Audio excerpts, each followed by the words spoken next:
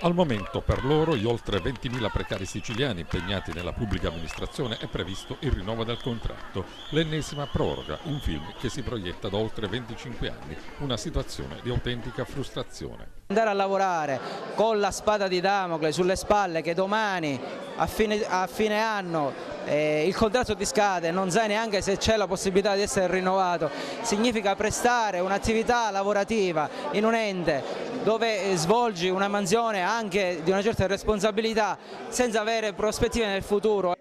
Ma qualcosa si muove. Al Senato è in discussione un emendamento che prevede la stabilizzazione almeno del 70% di loro. E in un clima di totale scetticismo, l'assessore regionale al lavoro Patrizia Valenti è venuta da Agrigento a spiegare il provvedimento ad una folta delegazione di precari di tutta la provincia. La razza di questo emendamento è che restando le risorse per la stabilizzazione in carico alla Regione non incidono nel rispetto del patto per i comuni.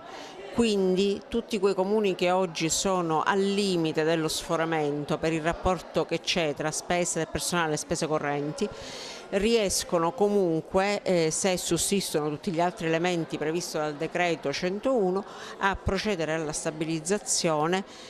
C'è però un po' di scetticismo tra i precari perché è da 30 anni che sentono un po' promesse, impegni. Noi stiamo lavorando per aprire più strade, per poter con diversi strumenti poter portare a soluzione un problema che sicuramente, visto nella sua interezza, è un problema molto grosso, solo per i numeri che ha e solo per gli anni nei quali questi lavoratori si trovano a essere precari. Obiettivamente sono dei segnali innovativi.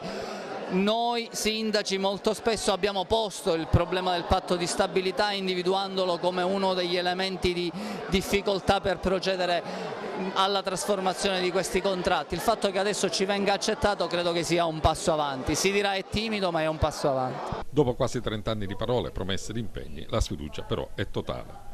Pochissimo perché, come ho detto sempre nell'intervento, è fatto di troppi condizionali. Si devono verificare tante di quelle cose che siamo convinti che non porteranno a nessun risultato. E la cosa la ripeto ancora una volta, ogni volta che si arriva al 31 dicembre di ogni fine contratto si propone una proroga propedeutica a un processo di stabilizzazione.